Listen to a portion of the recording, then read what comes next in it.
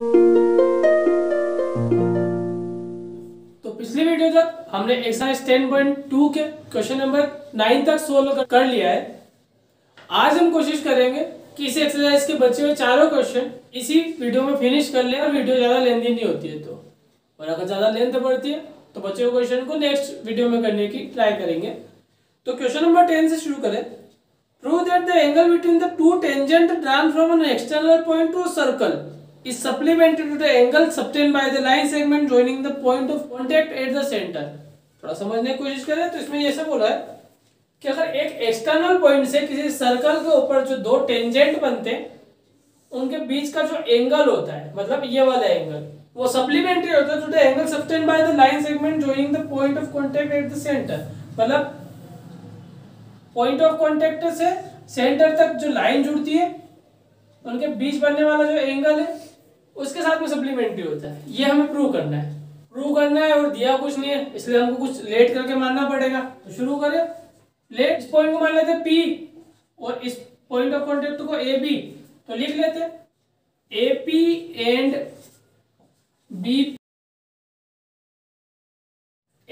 And BP are two tangent from external point P to a circle with centre O।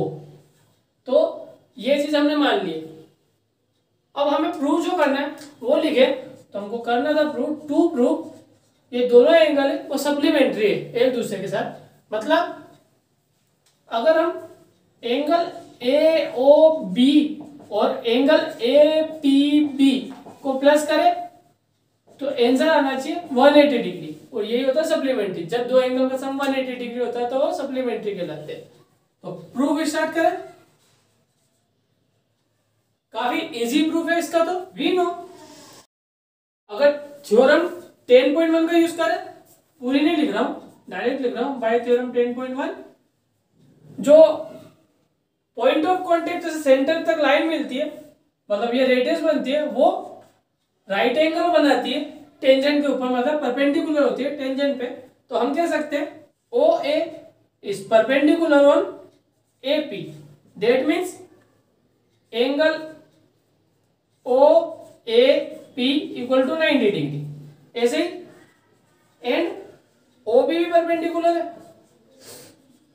BP पे, इसका मतलब OBP वाला angle भी 90 degree है। अब देखें हम क्वाड्रिलेटरल है हमारे पास AOBP, चार साइड का इसलिए क्वाड्रिलेटरल है, और क्वाड्रिलेटरल के सारे एंगल का सम होता है 360 डिग्री। मतलब angle A plus angle O plus angle B plus angle P equal to होना चाहिए 360 डिग्री। अब देखो एंगल A मतलब AOAP 90 डिग्री था, प्लस एंगल B मतलब OBP ये भी 90 डिग्री था, तो एंगल O और एंगल P बच गए 360 डिग्री। अब 90 प्लस 90 जोड़ेंगे तो 180, और यहाँ प्लस का है, उस साइड में देंगे तो माइनस का हो जाएगा, तो 360 माइनस 180 डिग्री। और इसे देखो एंगल O मतलब कौन सा एंगल है AOP प्लस एंगल P, ये कौन सा एंगल है APB, यहाँ पे ये दोनों बच जाएंगे, और 360 में से 180 माइनस करेंगे तो आंसर आ रहा है 180 डिग्री। तो AOB plus APB equal to 180 degree. तो जो प्रूव करना था वो हमने प्रूव कर दिया। ओके, नेक्स्ट क्वेश्चन है क्वेश्चन नंबर 11, जिसमें पूछा है prove that the parallelogram circumscribe a circle is a rhombus. इसके अंदर हमें प्रूव करना है कि अगर एक पैरेललोग्राम ने सर्कल को सर्कमस्क्राइब कर रखा है, मतलब इसके सर्कमफेरेंस पे एक पैरेललोग्राम बना हुआ है, तो ये पैरेललोग्राम रोम्बस होगा। तो हम मान लेते हैं, लेट नाम दे देते ABCD पैरेललोग्राम का, और लिख देते ABCD is parallelogram which circumscribe a circle of center O। ये O सेंटर का एक सर्कल है, उसको सर्कमस्क्राइब कर रखा है। अब ये अगर सर्कमस्क्राइब है तो श्योरली ये एक एक पॉइंट पे टच कर रहा होगा, और इन एक एक पॉइंट को नाम दे देते हैं PQRS। तो हम लिख देते हैं where PQR and S are point of contact. अगर सर्क्यूमस्क्राइब बन रहा है तो हमको सर्कल के टच करके निकालना पड़ेगा, और सर्कल के टच होकर जाने वाली लाइन टेंजेंट कहलाती है, और टेंजेंट है तो पॉइंट ऑफ कॉन्टेक्ट तो होंगे। और हम थ्योरम 10.2 का यूज करें, जिसके अंदर बोला था कि एक एक्सटर्नल पॉइंट से जो दो टेंजेंट होते हैं वहां तक लेंथ ऑफ टेंजेंट बराबर होती है एक दूसरे के, ये वाला। तो इस तरीके से हम लिख सकते हैं AP equal to AQ and PB equal to BS। इसके अलावा DR equal to DQ and RC equal to CS। ठीक है, इसे वापस इक्वेशन फर्स्ट, सेकंड, थर्ड और फोर्थ नाम दे देते हैं, मतलब जैसा कि हमने इससे पहले किया था। अभी पिछले वाले वीडियो में हमने ऐसा क्वेश्चन किया था, उसके बाद इसको ऐड भी किया था, तो वापस इसको ऐड कर लेते हैं। Add equation first, second, third and fourth, तो हमको मिलेगा ये, अगर ये प्लस कर ले तो AP प्लस PB हो जाएगा AB के बराबर, और DR प्लस C लिख दिया तब कि CR था, तो DR और CR मतलब ये हो जाएगा DC के बराबर। यहाँ पे AQ और DQ इन दोनों को देखो तो ये बना रहा है AD, और बचा हुआ बना देगा BC। अब देखो AB और DC ये दोनों साइड एक दूसरे के बराबर होगी कि नहीं होगी, इसको हम AB प्लस AB भी तो बोल सकते हैं, और ऐसे ही AD प्लस BC, तो AD प्लस BC को हम AD प्लस AD भी बोल सकते हैं। अब क्यों बोला हमने, because opposite side of parallelogram are equal. देखो हमने लेट में लिखा है, मतलब क्वेश्चन में हमको बोला ये पैरेललोग्राम है, और पैरेललोग्राम के अपोजिट साइड बराबर होती है, इसका मतलब ये दोनों आपस में बराबर होंगे, ऐसे ये दोनों भी आपस में बराबर होंगे। अब इसको हम लिख सकते हैं 2AB इक्वल टू 2AD, इसका मतलब AB इक्वल टू AD हो गया।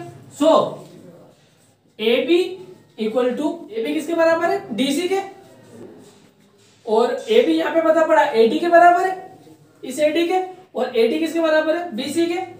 हम ये कौन किसके बराबर है, पैरेललोग्राम के हिसाब से बोल रहे हैं, पैरेललोग्राम के अपोजिट साइड बराबर होती है, इस कारण से DC को हमने AB के बराबर लिखा, AB को हमने AD के बराबर प्रूव किया है, AD BC के बराबर है अपोजिट साइड के कारण से, तो चारों साइड बराबर हो गई, और चारों साइड बराबर वाला पैरेललोग्राम कहलाता है रोम्बस।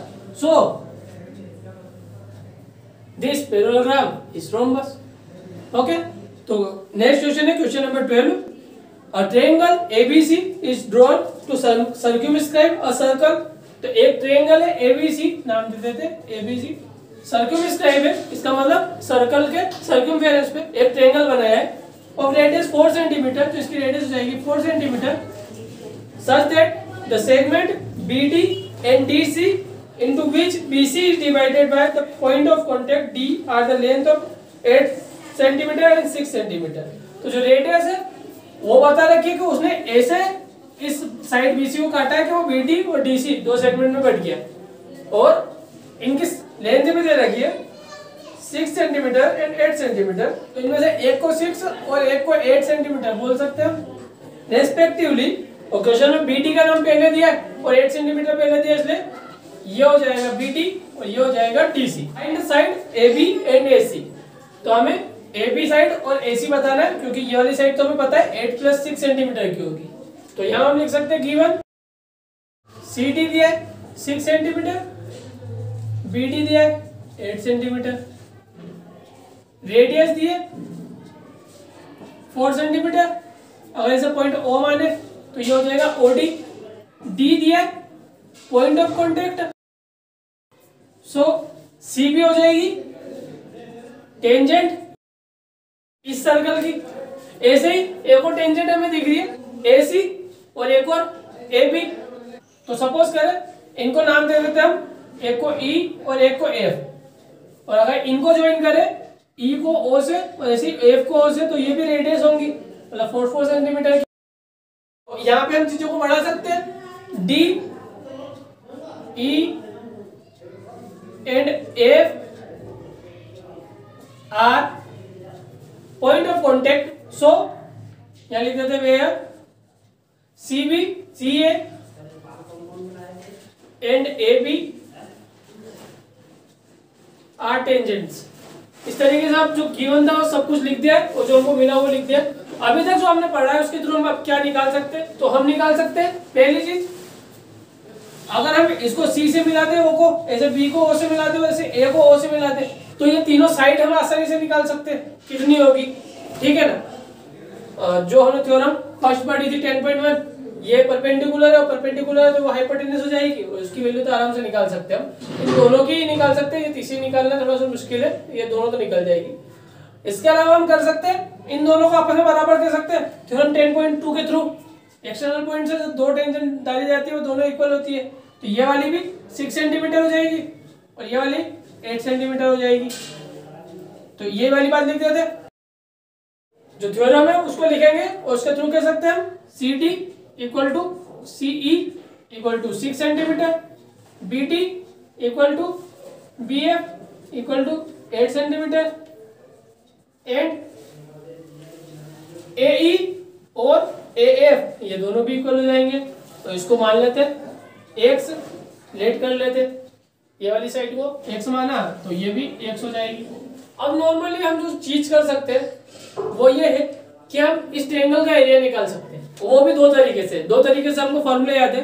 फॉर्मूला होता है एक हाफ बेस इंटू एरिया और एक होता है हेरोन्स फॉर्मूला के थ्रू। हेरोन्स फॉर्मूला में तीनों साइड चाहिए और लगभग है हमारे पास साइड एक्स को छोड़ के, और हाफ बेस इंटू एरिया में कोई सा भी एक बेस ले लो, जैसे कि ये बेस ले तो ये हो जाएगी इसकी हाइट, बट ये हाइट इसके ऊपर यहाँ पे ए ओ डी एक स्ट्रेट लाइन है, ये जरूरी नहीं है, ऐसा भी हमारे पास कुछ भी चीज नहीं है कि हम कह सकें कि ये एक स्ट्रेट लाइन फॉर्म करेगी, इसलिए ये वाला फार्मूला छोड़ देंगे। इसके बजाय हम यूज करेंगे यहाँ पे सी ओ को ज्वाइन करेंगे, जैसे ओ बी को ज्वाइन करेंगे और ए ओ को ज्वाइन करेंगे। इससे हमारे पास तीन ट्रायंगल बनते हैं। एक ट्रायंगल बनेगा ए ओ सी और इसका एरिया निकाल देंगे, ऐसे ही ए ओ बी इसका एरिया और ऐसे सी ओ बी इसका एरिया। अब इन तीनों एरिया को प्लस करेंगे तो ये टोटल बड़े वाले ट्रायंगल के एरिया के बराबर आंसर आएगा इसका। तो इस तरीके से हम शायद तक एक्स की वैल्यू निकाल पाएंगे। तो लिखिए for triangle A C B, इस वाले ट्रायंगल के लिए सेमी पेरीमीटर देख लेते हैं। सेमी पेरीमीटर होता है ए प्लस बी प्लस सी बाय 2। अब ए प्लस बी प्लस सी क्या चीज है, इसको पहले नोट कर लेते हैं। तो ट्रायंगल एबीसी के लिए ए इक्वल टू हो जाएगा, सपोज कर ले एसी, और एसी की वैल्यू है एक्स प्लस 6, बी मान लेते हैं बीसी को, इसकी वैल्यू हो जाएगी 8 प्लस 6 और 8 प्लस 6 होता है 14 सेंटीमीटर, और सी की वैल्यू ले लेते हैं हम एबी को, ये हो जाएगा एक्स प्लस 8 सेंटीमीटर। तो एज इक्वल टू हो जाएगा A plus B plus C by 2, मतलब X plus 6 plus 14 plus X plus 8 by 2। थोड़ा और सोल्व करें, एक्स और एक्स हो जाएगा 2x, 6 और 8 14 होता है, और यहाँ पे 14 प्लस 14 28 बाई 2। देखो ये 14 टू जाए वैसे भी, और यहाँ भी 2 है, 2 कॉमन निकल के इससे कट सकता है। थोड़ा सा ऐसे लिख सकते हैं हम इसे एक्स प्लस 14, अब मल्टीप्लाई करके देख लो यही वाली लाइन आ रही अपॉन 2, डिवाइड कर दे तो आंसर हो जाएगा एक्स प्लस 14, ये एस की वैल्यू हो जाएगी। तो हम लिख सकते हैं area of triangle ACB equal to, formula था हमारा Heron's formula, S under root में S minus A, S minus B और एस माइनस सी। पर जैसा कि हमने कहा था एरिया ऑफ ट्रायंगल एसीबी मतलब एसीबी, इस ट्रायंगल का एरिया एक और तरीके से निकल सकता है। कैसे, अगर हम जोड़ ले एरिया ऑफ ट्रायंगल अंदर A O C plus B O C plus B O A या ए ओ बी, है ना। ये तीनों ट्रायंगल के एरिया प्लस करोगे तो भी ये टोटल एरिया के बराबर ही आएगा।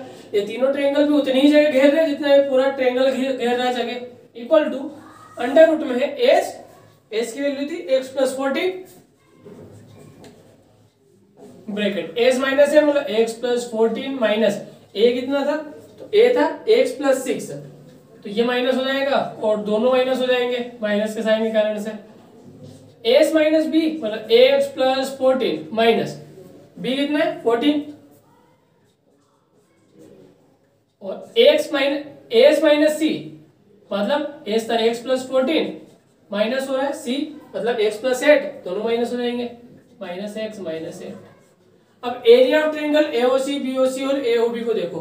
एरिया ऑफ ट्रायंगल का फॉर्मूला होता है half base into height. AOC के लिए देखते हैं एओसी, इसके लिए देखो हाफ बेस, बेस इसके लिए आ रहा है एसी और एसी की वैल्यू यहाँ पे है 6 प्लस एक्स, देखो इसको है ना।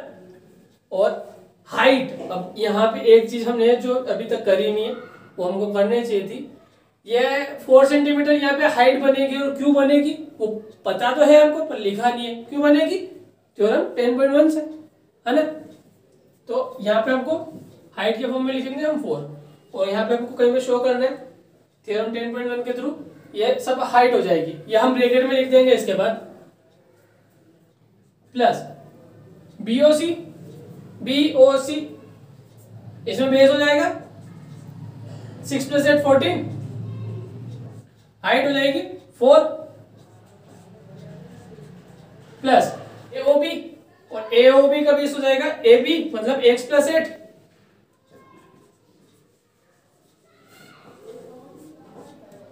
इंटू हाइट और हाइट हो जाएगी इसकी भी 4।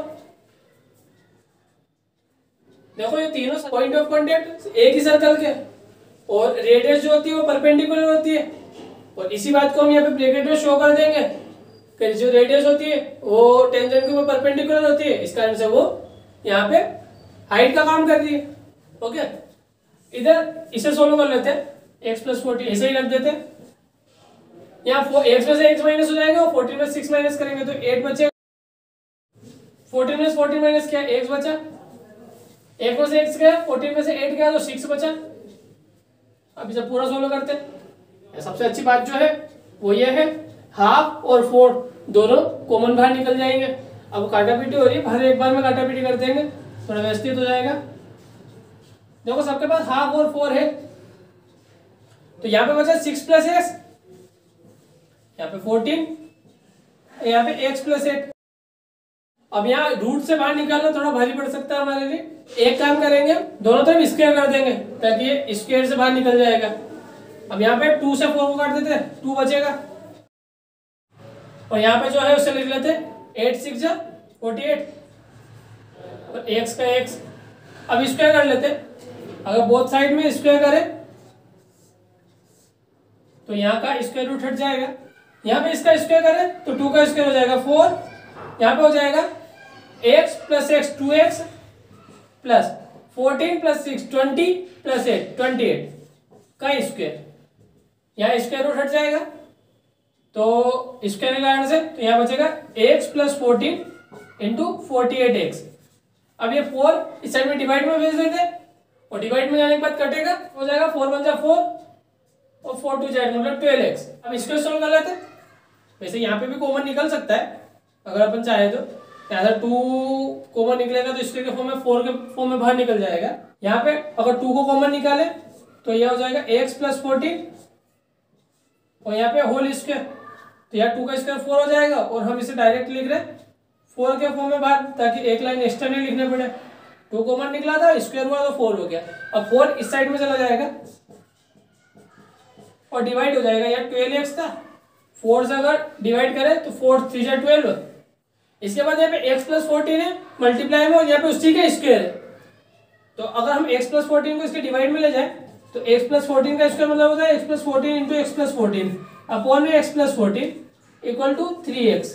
अब x प्लस 14 से एक बार कट सकता है, या x प्लस 14 बच जाएगा, इस x को इधर की साइड ले जाते हैं प्लस से माइनस में हो जाएगा, या 14 बच जाएगा तो 3x माइनस x, 3x में तो माइनस x करेंगे तो 2x 14, 2 से 14 को डिवाइड कर सकते हैं, 2 7 जा 14 तो x इक्वल टू हो गया 7 सेंटीमीटर। और हमें पूछी थी बची हुई दोनों साइड तो हम फाइनली लिख सकते हैं। So AC equal to x plus 6 equal to 7 plus 6 मतलब 13 centimetre. Second AB equal to x plus 8 मतलब इसमें 2 प्लस और कर दे मतलब 15 सेंटीमीटर। और ये हमारा फाइनल आंसर हो जाएगा। ओके, नेक्स्ट क्वेश्चन है question number 13। Prove that opposite side of a quadrilateral circumscribe a circle subtend supplementary angle at the centre of the circle. इसका मतलब हमें इस बार पूछा है और इस बार दिया कुछ भी नहीं है फिगर के फॉर्म में, इसलिए हम मानते भी जाएंगे लेट लिख के।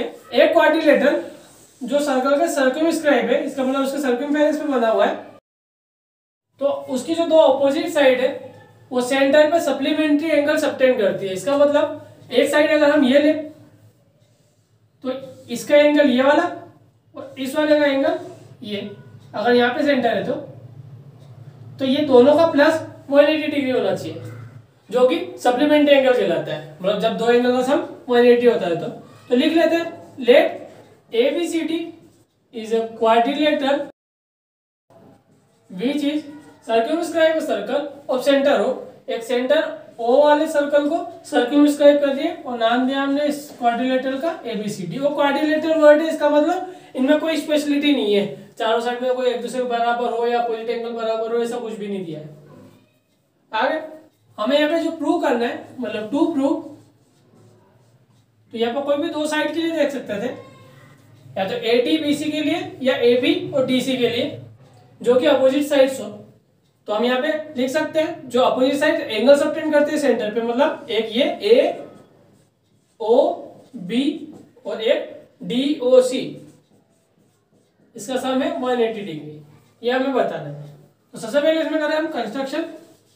कंस्ट्रक्शन में क्या करें, जो हमें दिया नहीं है पर जरूरत पड़ेगी, तो जरूरत पड़ने वाली है हमें पॉइंट ऑफ कांटेक्ट की। और यहाँ पे चार टेंजेंट दिख रहे हैं हमें, AB BC CD और DA, और उनके पॉइंट ऑफ कांटेक्ट को अगर हम PQRS नाम दें तो हम लिख रहे हैं join point of contact PQRS to centre O। इन्हें सेंटर O से हमें मिलाना है। इसका मतलब ये रेडियस हो जाएंगे। तो अब हमारे पास सेंटर में कुल मिला के 8 एंगल हो चुके हैं। अगर नाम देना स्टार्ट करें तो इसे एंगल 1, इसे 2, इसे 3, इसे 4, इसे 5, इसे 6, इसे 7 और इसे 8 कह सकते हैं। अब देखें कुछ ट्रायंगल्स को, जैसे कि ट्रायंगल देख रहे हैं, प्रूफ करना स्टार्ट कर रहे हैं।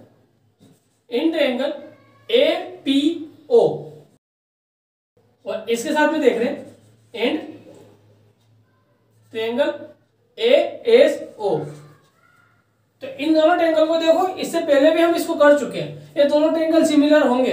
एक बार इसको सिमिलर शो भी कर देते हैं, नॉर्मली हम ये बात जानते हैं। कैसे, यहाँ पे हम देखेंगे तो AO इक्वल साइड है, मतलब कॉमन साइड है। अगर हम देखें APO का PO और इसमें से SO, ये दोनों रेडियस है सेम सर्कल की, तो ये दोनों बराबर होंगी। इसके अलावा हम कह सकते हैं AP इक्वल टू AS। कैसे, थ्योरम 10.2 से, एक्सटर्नल पॉइंट से बने जो दो टेंजेंट होते हैं वो दोनों लेंथ में इक्वल होते हैं, इसलिए दोनों बराबर हो गए। और ऐसे ही तीनों चीज की हेल्प से हम ट्रिपल एस कॉन्ग्रुएंसी लगा सकते हैं, और जिसके थ्रू हम कह सकते हैं triangle APO is congruent to triangle ASO। नाम करेक्ट होना चाहिए, ध्यान रखना, मतलब इसको इसके ऊपर रखेंगे तो बराबर आ जाना चाहिए। तो सही आ रहा है, A की जगह A और O की जगह O है, बाकी तो ठीक है।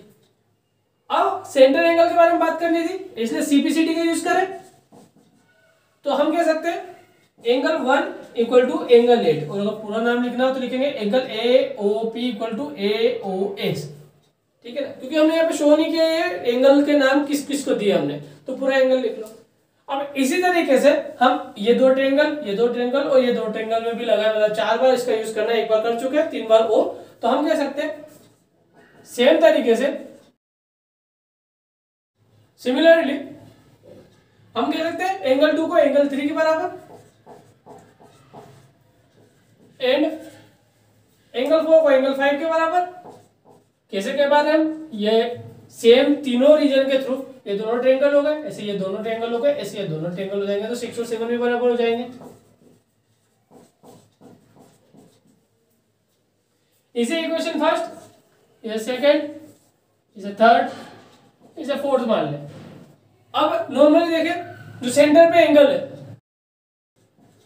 मतलब कौन कौन से भी एंगल बना रहे हैं, सेंटर का एंगल 1 से लेके 8 तक सारे टोटल मिला के 360 डिग्री का एंगल बनाएंगे।